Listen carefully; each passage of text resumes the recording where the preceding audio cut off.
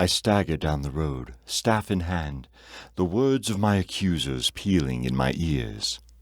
Wastrel. Failure. Outcast.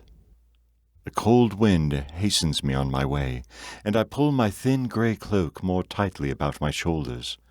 The cloud-blotted sun slips behind the distant mountains, taking its meager light and warmth from me.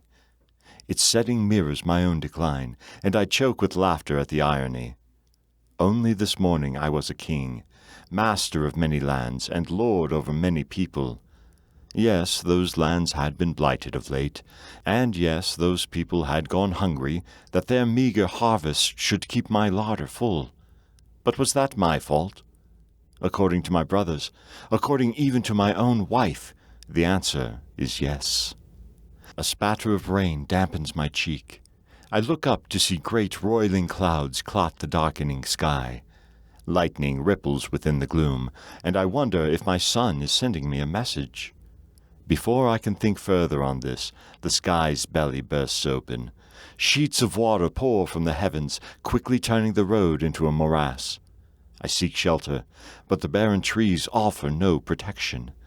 A rocky scarp borders the road ahead, a broad overhang promising some little shelter. As quickly as the sucking mud will allow, I slog toward it, my staff as much punting pole as walking stick. The rocks are slick with rain.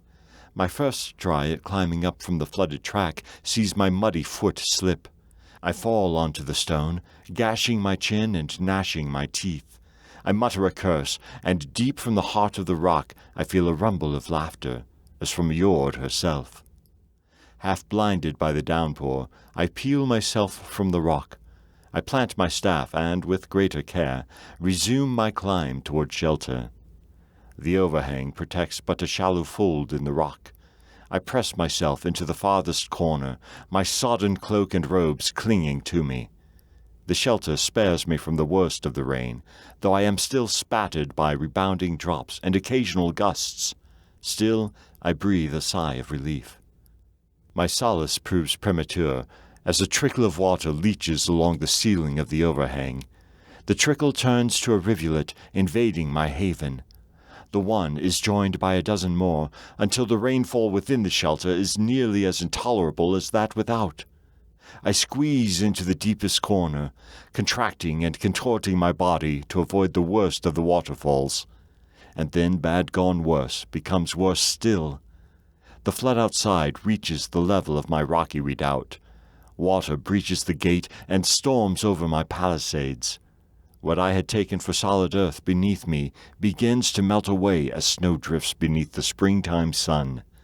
A chasm opens in the floor, grows and grows until its maw yawns as wide as Ginunga Gap. I press more tightly against the rock wall, but there is no escape. The soaked earth falls away beneath me, and I plunge, screaming, into the void.